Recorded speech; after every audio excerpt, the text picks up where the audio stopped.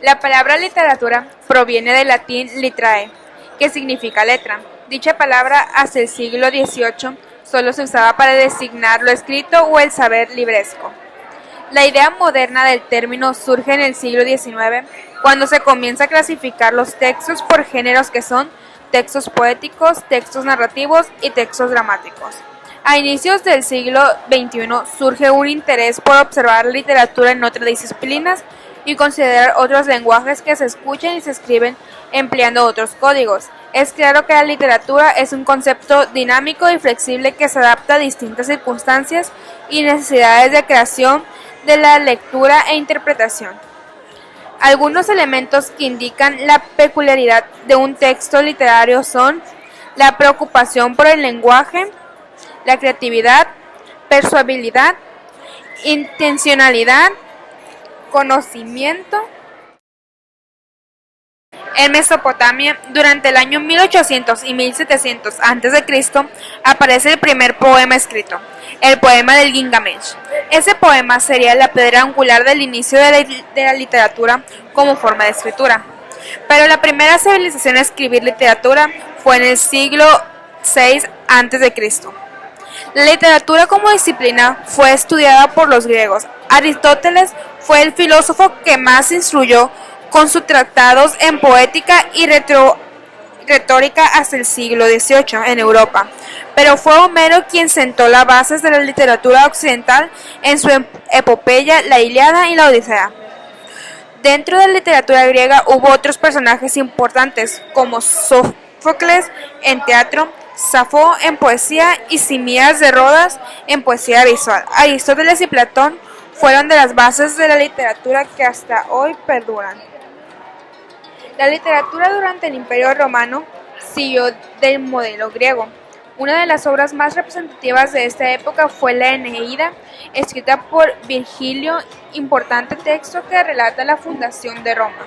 Los personajes más representativos de la literatura romana fueron Esquilo en teatro, Cátulo con su poesía irónica sarcástica, Cicerón y sus tratados filosóficos, además de Horacio, que es importante por sus consideraciones sobre el arte del bien escribir. La poesía medieval basada en la oralidad es conocida como la época de los trovadores.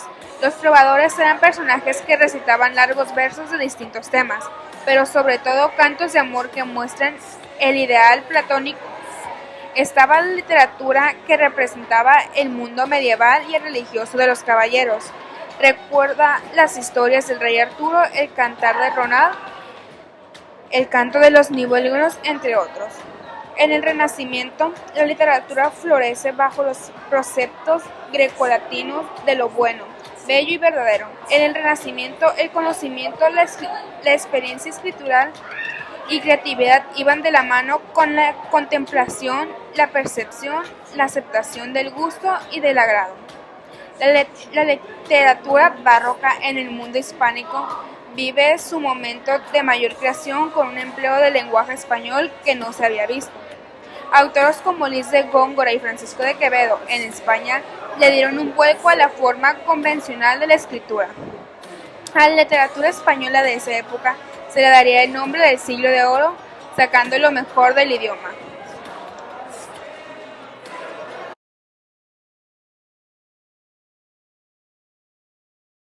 La poesía, del griego acción, creación, se define como un género literario considerando como una manifestación de la belleza o del sentimiento estético por medio de la palabra, en verso o en prosa. Los griegos entendían que podría haber tres tipos de poesía: la lírica o canción, cantada con acompañamiento de lira o arpa de mano, que es el significado que luego se generalizó para la palabra, incluso sin música, la dramática o teatral o la épica narrativa. Hay diferentes tipos de poesía, depende de la evolución que ha tenido en la historia. En una de ellas está en Grecia, que originalmente en las primeras reflexiones occidentales sobre la literatura fueron las de Platón. La palabra griega corresponde a poesía, abarcaba el concepto actual de literatura. El término poiesis significaba hacer en un sentido técnico y se refería a todo trabajo artesanal, incluido la que realizaba un artista.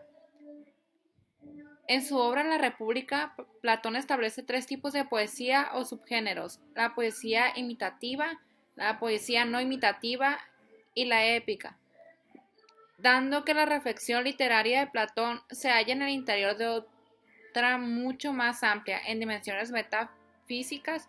El criterio que usa el filosófico griego para establecer esta triple distinción no es literario, sino filosófico. Roma. Es una de las manifestaciones artísticas más antiguas. La poesía se vale de diversos artificios o procedimientos a nivel fónico, fonológico, como el sonido, semántico y sintáctico, como el ritmo o del encabalgamiento de las palabras, así como de la amplitud del significado del lenguaje. Aunque antiguamente tanto el drama como la épica y la lírica se escribían en versos medidos, el término poesía se relaciona habitualmente con la lírica, que, de acuerdo con la poética de Aristóteles, es el género en el que el autor expresa sus sentimientos y visiones personales. Poesía china. En la poesía china se cultivaron especialmente los versos pentasílabos y heptasílabos, que en el caso de la lengua china corresponden a versos de 5 y 7 sinogramas respectivamente, puesto que cada sinograma representa una sílaba. Las formas poéticas más cualitativas fueron especialmente los lushi,